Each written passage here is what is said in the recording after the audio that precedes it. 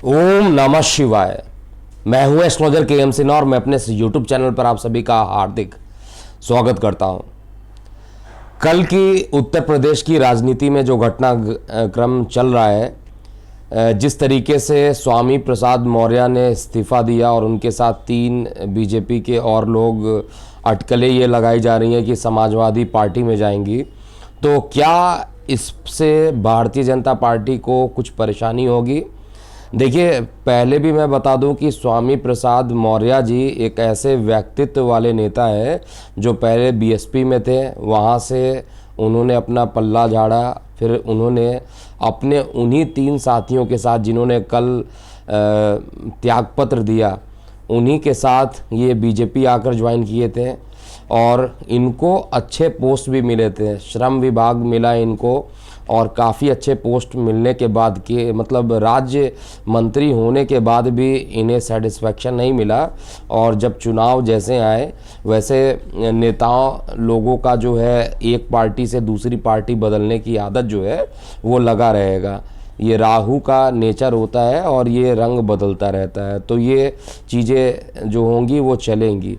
लेकिन अब ये समाजवादी पार्टी में जाने की जो खबर उड़ रही है, तो ये सिलसिला अभी चलता रहने वाला है। ये जब तक चुनाव ये सीट बंटवारे नहीं हो जाएंगे तब तक ये बड़ी आम बात है, इसमें कोई प्रेडिक्शन नहीं बनता है कि क्या होगा। लेकिन एक चीज़ तो कन्फर्म है कि जो चुनाव लड़ा जा रहा है वो माननीय योगी जी के नेतृत्व में लड़ा जाएगा।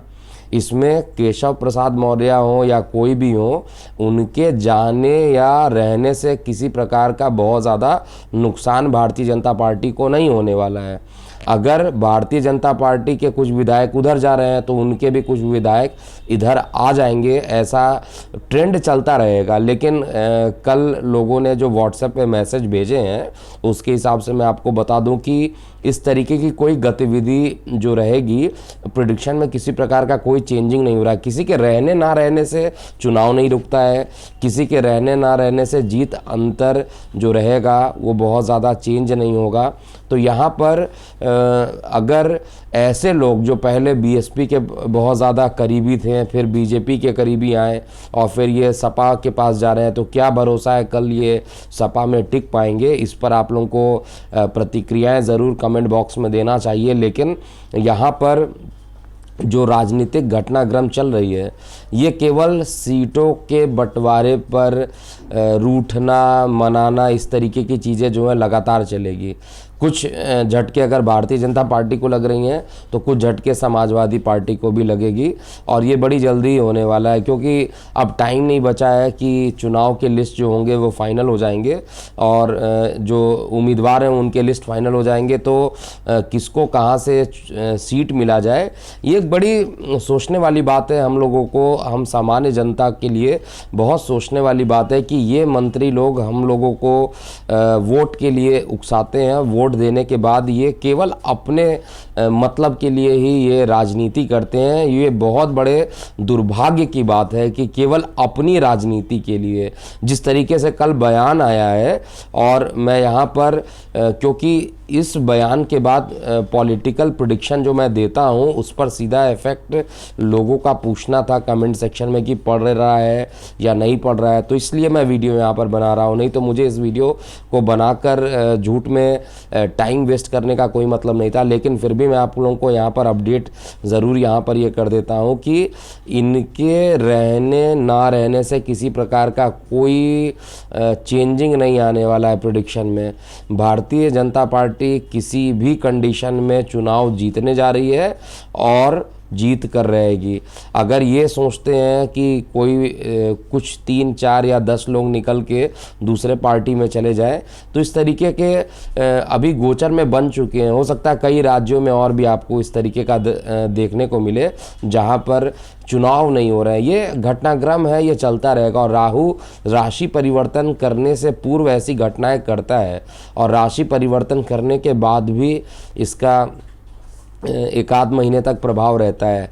12 अप्रैल को राहु केतु का राशि परिवर्तन होगा। और जनरली क्या होता है, जब कोई बड़े ग्रह का राशि परिवर्तन होता है तो उसका प्रभाव कुछ दिन पहले ही आने लगता है। और अगर चुनाव का समय हो तो आप समझदार हैं कि चुनाव के समय में लोग किस तरीके से दल बदलते हैं, किस तरीके से अपने स्वार्थ के लिए, कोई जनता की मदद नहीं करना चाहता है, सच पूछिए तो केवल अपने स्वार्थ के लिए वो काम करते हैं। और ये सीधा दिखाई दे रहा है। 4.5 साल तक वो केंद्रीय मंत्री रहे, उत्तर प्रदेश के लिए जो मंत्री बने थे श्रम विभाग के, और उनका जो स्टेटमेंट था मैं सुन रहा था न्यूज़ चैनल्स पे, मुझे जानकर आश्चर्य लगा। काफ़ी बातें पूछने के बाद भी यही चीज़ इंडिकेट हो रहा था। और ये छिपा हुआ नहीं है, आप लोगों को ज़रूर इनके खिलाफ या इनके बारे में ज़रूर कमेंट बॉक्स में आपको लिखना चाहिए यहाँ पर, जिससे कि जनता को भी पता चले कि ऐसा क्या चीज़ें हो रही हैं, किसी के जाने आने से कितना ज़्यादा बहुत चेंजिंग आएगा। और ऐसे वक्त पर जहाँ पर आपको अच्छा पोस्ट भी दिया गया, देखिए कितनी राजनीति कितनी गंदी हो चुकी है कि अगर आप महाराष्ट्र का भी एग्जाम्पल ले लीजिए तो उद्धव ठाकरे जी और भारतीय जनता पार्टी दोनों मिलकर चुनाव लड़े थे, और भारतीय जनता पार्टी के फेस पर चुनाव मिले थे, जो वोट मिले थे वो भारतीय जनता पार्टी के फेस पे मिले थे। लेकिन लोग आजकल इतने ज़्यादा मतलबी हो गए हैं, अपना भला करने के लिए दूसरे का कुछ भी कर देना। भारतीय जनता पार्टी सबसे बड़ी पार्टी बनकर आई, लेकिन उसको भी हटा दिया गया और दूसरे दल के साथ मिलकर सीएम तक बन गए। तो इस तरीके की गंदी राजनीति जो चल रही है वो लगातार देश के लिए अच्छा नहीं, इस तरीके की राजनीति। और जो लोग ऐसा करते हैं उनके लिए भी ये राजनीति अच्छा नहीं है। आने वाले समय में आपको निश्चित रूप से पता चल जाएगा किस तरीके से इसका जो साइड इफ़ेक्ट होता है वो आपको ज़रूर पता चलेगा। लेकिन मेरा ये प्रेडिक्शन है, किसी के जाने आने से कोई बहुत ज़्यादा फ़र्क नहीं पड़ेगा। 2 लोग जाएंगे, 2 लोग आएंगे भी, ये प्रोसेस चलता रहता है। और जो होना है वो 10 मार्च को ही होगा, और 10 मार्च को मैं ज़रूर लाइव आऊँगा। और मैं बार बार बोल रहा हूँ कि मेरी ये पॉलिटिकल प्रेडिक्शन किसी कंडीशन में गलत नहीं होगी। एक छोटा सा अपडेट था, अभी के लिए इतना ही। और जाते जाते आप अपनी प्रतिक्रिया कमेंट बॉक्स में ज़रूर लिखिएगा। मैं हूँ एस्ट्रोलॉजर KM सिन्हा। ओम नमः शिवाय।